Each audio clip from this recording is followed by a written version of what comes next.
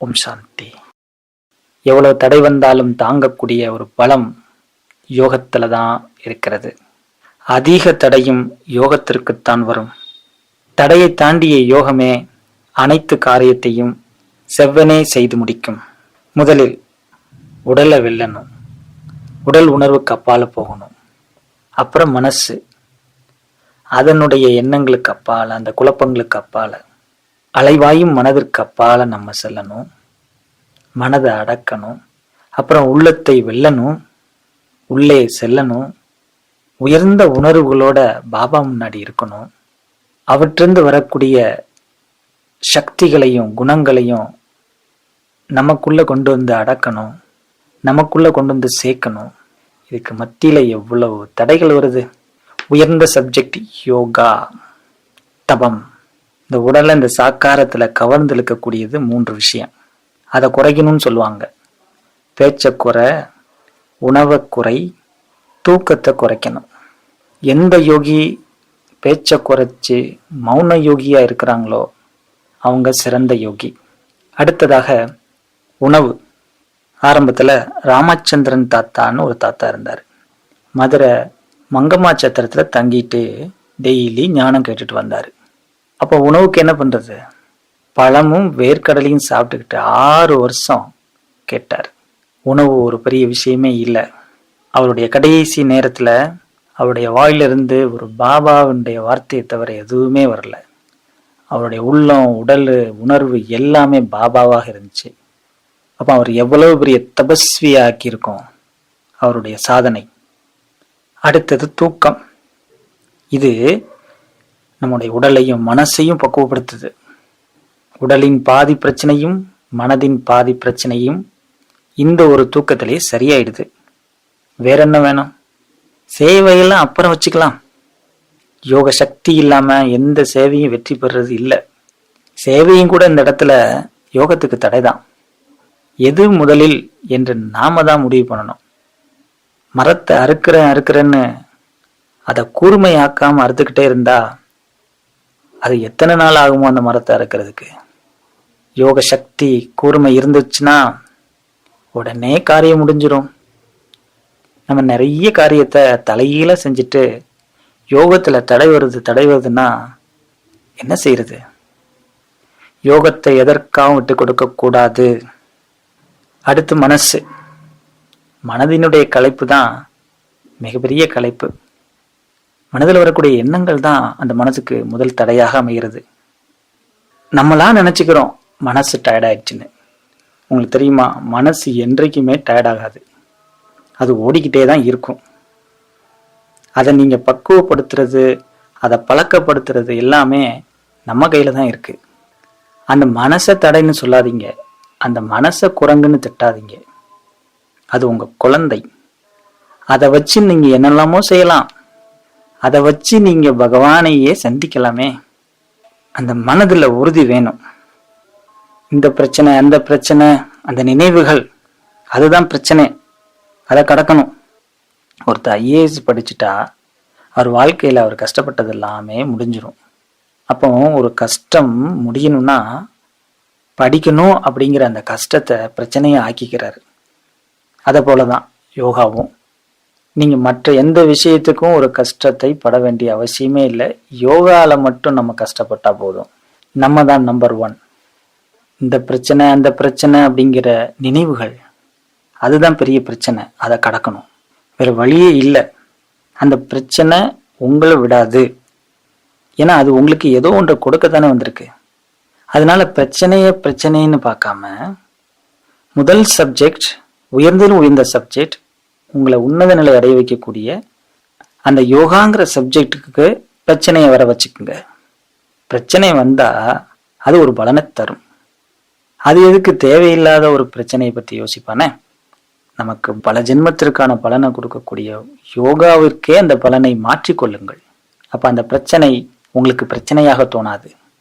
பிரச்சனையே நம்ம உருவாக்கி கொள்ளணும். புதுசா ஒரு பிரச்சனைய வந்துச்சுன்னு நம்ம பார்த்து அதை பயப்படுறதுக்கு பதிலா யோகம் சார்ந்த பிரச்சனையை உருவாக்கி கொள்ளுங்கள். அதற்கு யோகா செய்யணுங்கிற ஆவல், ஆர்வம் இருந்தா போதும். நிச்சயமாக ஏதாவது அதுக்கு பின்னாடி பிரச்சனை வரும், தடை வரும். அப்போ அந்த பிரச்சனை பற்றிய ஒரு ஐடியா உங்களுக்கு தெரியும், ஏன்னா நீங்க தானே உருவாக்குனீங்க. அப்ப ஆட்டோமேட்டிக்கா தடைகளை வென்ற தபமாக ஆயிடும். அதுக்கு மேல ஏதாவது பிரச்சனை வந்தா பார்த்துக்கலாம். வருது, அது என்னன்னு பார்ப்போம். யோகால பாபாவுக்கு முன்னாடி அமரும்போது என்னென்ன எண்ணம்லாம் வருது. பற்றின் காரணமாக நமக்கு பிடித்தமானவர்கள் அல்லது பிடிக்காதவர்கள் எல்லாமே பற்றுதான். இது இப்போ இருக்கிற கணக்கு, பிடிக்காதவங்க பல ஜென்மத்துக்கான கணக்கு. அவ்வளவுதான். துவேஷம், வெறுப்பு, பழிச்சொல், பாரபட்சம், பகை உணர்வு, போட்டி, பொறாமை, எதிர்பார்ப்பு, இதெல்லாம் மற்றவங்க நம்ம பார்க்கறதுனால நம்ம மனதில் வரக்கூடிய பிரச்சனைகள்.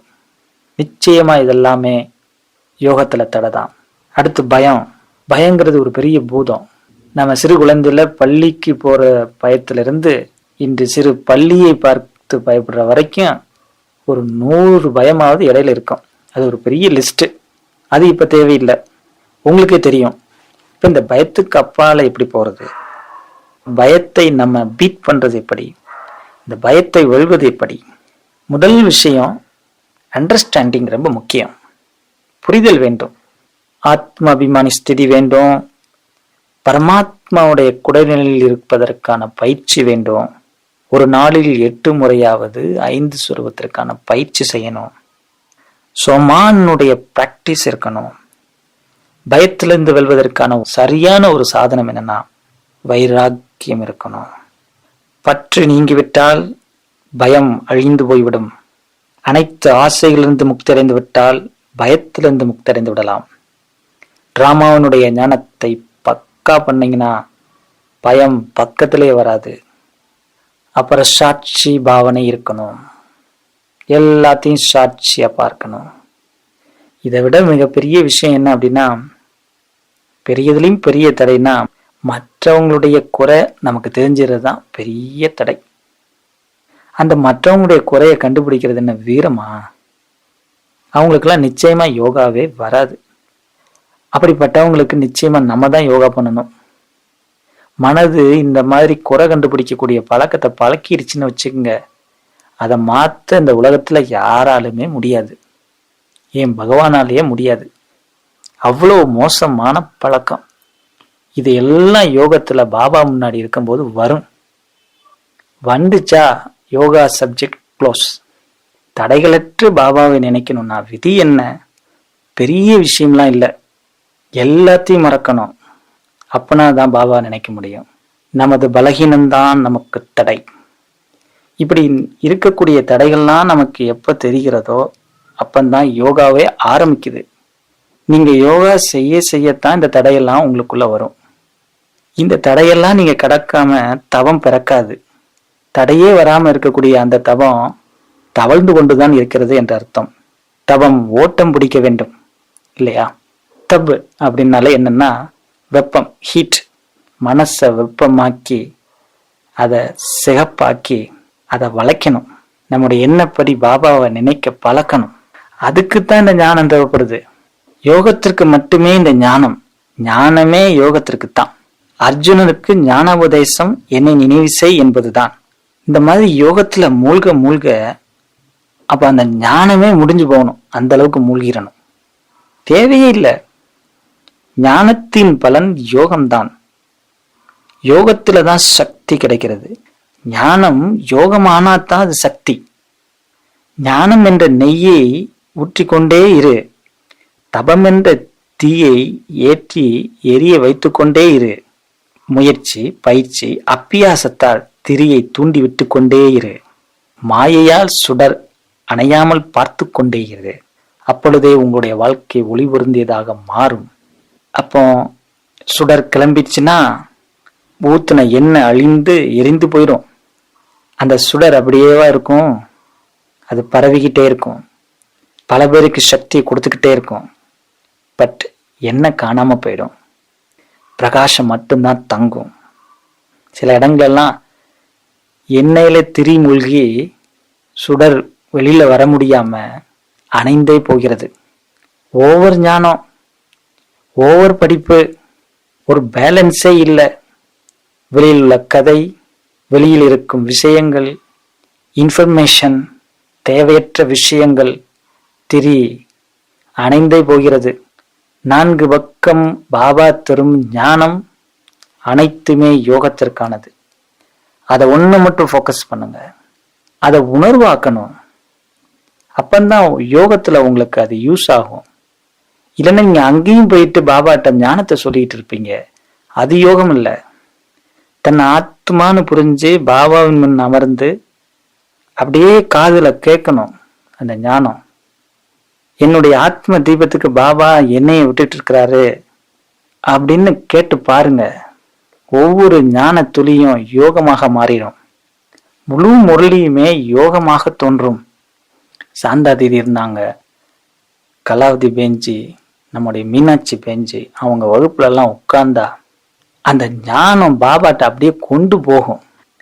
அந்த ட்ரைனிங் சிஸ்டம் பாருங்க, நம்மள பாபாவோட இணைச்சது, பாபாவிடம் சரணாகதியாக வச்சது. இது இல்ல ஞானம், அதன் ஆதாரத்துல ஏற்பட்ட யோகம். ஆனா விஷயம் என்ன, இது எல்லாத்தையும் மறந்தாதான் யோகம்ங்கிறது மலரும். பாபா கூட என்ன சொல்றாரு, தன் குழந்தைகளை நினைக்க வைக்க வேண்டும் என்பதற்கு தான் இந்த ஞானத்தை கொடுக்கிறார். இந்த ஞானத்தை கடந்துதான் பாபாவின் நிலையில இருக்க முடியும். ஞான சிந்தனை எல்லாம் தபம் அல்ல, அது வேறு இது வேறு. தபத்துக்காகத்தான் இந்த ஞானத்தினுடைய ஜபம் எல்லாம். ஜபமே சுகமாகாது, சுமூகமாகாது. மிக கஷ்டமான ஒண்ணுனா இந்த மாதிரியான பல நினைவு. தபம் ஒன்றே இறுதியானது என்பதை மறக்காதீங்க. ஆனா எல்லாரையும் மறக்கணும், ஒரு பாபாவை மட்டும் நினைக்கணும். பாசம் வைங்க, தவறில்லை. ஆனா அதுவே பழக்கமாக்கிடாதீங்க. ஏன்னா இங்கு முடிவே இல்லாத வாழ்வும் இல்லை, பிரிவே இல்லாத உறவும் இல்லை. எல்லாம் சில காலங்கள் தான். மதுபன்ல ஆரம்பத்துல, பாண்டபவன்ல அந்த ஃபாரினர்ஸ் அப்படியே பாபா ரூம்ல உட்காந்துருப்பாங்க, பார்க்கணும். அப்படி ஜிவ்னு உட்காந்துருப்பாங்க. அவங்க அங்கேயே இருக்க மாட்டாங்க. அந்த மாதிரி தேகத்தை கடந்து நம்ம பாபாவுக்கு முன்னாடி அமரணும். நம்மளுடைய அடையாளமே அங்க இருக்கக்கூடாது, அந்த அளவுக்கு ஒன்றணும். நாம நம்மளுடைய விஷயங்களை பற்றி பாபாட்ட சொல்றதுலேயே டைம் போயிடுச்சுன்னா அதுவும் யோகா தான், தபம் இல்லை. தபத்துல தான் ஆத்மாவுக்கு சக்தி கிடைக்குது. அந்த சக்தி தான் உலகத்தை மாற்றும். பரந்தாமத்துல ஆத்மா 7 ரூபத்துல இருக்கணும். நான் ஆத்மா ஜோதி பிந்து விதை சுரூபம். அடுத்து ஆத்மா நிராகார், ஆக்கார சரீரம் இல்லை. நான் ஆத்மா அசரீரி, தேக உணர்வே இல்லைங்க. எந்த ஆட்ட அசைவும் கிடையாது. நீண்ட நேரம் அந்த மாதிரி இருக்கணும். நான் ஆத்மா வெக்த சுரூபம். வெக்த விஷயங்களே இல்லை, ஸ்தூல விஷயங்களே இல்லை. No information. என்னை பற்றி, உன்னை பற்றி, எதனை பற்றியும் இல்லை. நான் ஆத்மா விதேகி, இன்னொரு தேசத்தை சேர்ந்தவன், தேகத்துக்கு அப்பாற்பட்டவன். நான் ஆத்மா ஜோலா முகி, தீ அக்கினி குஞ்சு, எரிந்து கொண்டிருக்கக்கூடிய சுடர்விடும் ஜோதி. நான் ஆத்மா சுத்தமான சக்தி. பரந்தாமத்துல நீண்ட சமயம் நம்ம நிலைச்சிருக்கணும்னா இந்த பயிற்சி செய்யணும். இதை தவிர வேறு எந்த எண்ணம் வந்தாலும் யோகத்தின் தடைதான். யோசிக்கிறது, சிந்தனை பண்றது, பாபாட்ட அதை சொல்லணும்னு நம்ம முடிவு பண்ணது எல்லாமே இங்க ஒரு தாள்ல எழுதி வச்சுட்டு அங்க போயிடுங்க. அப்பந்தான் தவம் ஸ்டார்ட் ஆகும். இந்த சவத்தை வச்சுக்கிட்டு அங்க தவம் பண்ண முடியாது. நமக்கு வரக்கூடிய சந்தேகங்கள், கேள்விகள், இதுக்கெல்லாம் மேல போகணும். மேல போய் உட்கார்ந்துட்டேன்னா இறங்கக்கூடாது. எவ்வளவு நீங்க மற்றவங்களை பற்றி யோசிச்சுக்கிட்டு பாபாட்ட போய் சொல்லிட்டு இருக்கீங்களோ அந்த விட அதிகமா உங்களை பத்தி அவங்க யோசிப்பாங்க. இது எல்லாத்தையுமே ஸ்டாப் பண்ணணும்னா நீங்க முதல்ல மௌனம் ஆகணும், சாந்தி ஆகணும். அங்கேயும் நம்மளை பத்தி யோசிக்கிறாங்க, நாமளும் அவங்கள பத்தி யோசிக்கிறோம்னா அங்க பலனே இல்லை, ஜீரோ. தேவையே இல்லை. சரி, உங்களை மீறி ஏதாவது ஒரு விஷயம் நடக்குதா, பரவாயில்ல, அது மேல சுப பாவனை வச்சிருங்க. அப்படி வைக்கத்தான் ஆள் இல்லை. விஷயங்களை யோசிக்கிறதுக்கு நிறைய பேர் இருக்கிறாங்க. நீங்க யோசிக்கிறதுனால அங்க நடக்க போறது இல்லை. சுப பாவனை வச்சிருங்க. உங்களுக்கு அதனால லாபம் என்னன்னா, பாபாட்ட மனம் லயிக்க ஆரம்பிச்சிடும். ஓவரா யோசிக்கிறது இதுல யோகா வராது. எல்லாத்தையும் காலி செய்யணும். மனசை காலி பண்ணணும், புத்திய காலி பண்ணணும், உள்ளத்தை தொடச்சி எடுத்துடணும். அப்புறம் உச்சக்கட்ட யோகம். அதுல பாபாவை பற்றிய ஞானம் என்னென்ன இருக்கோ அது எல்லாத்தையும் மறந்துட்டு அந்த பாபா போல நம்ம ஆயிடணும். அதான் உச்சக்கட்ட யோகம். நீ ஞானக்கடல், நீ அமைதிக்கடல், நீ சாந்தி கடல்னு படிச்ச ஞானத்தெல்லாம் அவர்கிட்ட போய் சொல்றதுக்கா பாபா உங்களுக்கு ஞானம் கொடுத்தாரு? இல்லை, அதுவா நீங்க ஆறுறதுக்கு தானே கொடுத்தாரு. ஆயிடுங்க, அப்புறம் மறந்துடணும். மனசு செம்மையாயிடுச்சுன்னா மந்திரம் தேவையில்லை. அது வரைக்கும் வேணா மந்திரத்தை யூஸ் பண்ணுங்க, ஞானத்தை பயன்படுத்துங்க. ஞானம் புரிஞ்சிருச்சுன்னா தேவையில்லை. அடுத்து தேவையானது பாபா நினைவு தான். அது ஞானமானாலும் குறைங்க, நல்ல விஷயமானாலும் குறைங்க. எதுக்கு அடுத்தாலும் ஒரு சீக்கிரட்டை கடைபிடிக்காதீங்க. ஓப்பன்னஸ் வேணும், இல்லைன்னா யோகா வராது. திறந்துடணும், விட்டுடணும். உங்களுக்கு முன்னேற்றம் வேணுமா, இது எல்லாத்தையும் விடுங்க. இதெல்லாம் ஒரு பொழப்பா அப்படின்னு உங்களுக்கு நீங்களே கேட்டுக்குங்க. கொஞ்சம் யோசித்து பாருங்க. வேஸ்ட். பெரிய விஷயம், பெரிய பயம்னா நம்ம எண்ணத்துக்கு வரக்கூடிய பயம்தான். ஆக இப்படியாக நாம் நம்மை உயர்ந்த யோகியாக, மிக உயர்ந்த தபஸ்வியாக, சம்பூர்ண நிலையை நோக்கி போகக்கூடிய சர்வசிரேஷ்ட மகா தபஸ்வியாக ஆகிறதுக்கு முதல்ல ஆசை வைங்க, ஆர்வம் வைங்க, செயல்ல இறங்குங்க. யோகத்துக்கு இன்னொரு தடை நம்முடைய எண்ணம். யோகா செய்ய வேண்டும் என்று யோசித்து கொண்டே இருப்பது கூட ஒரு தடைதான். யோசிக்காதீங்க, செயல்ல இறங்குங்க. ஏதாவது சம்திங் செய்யுங்க. ஓம் சாந்தி.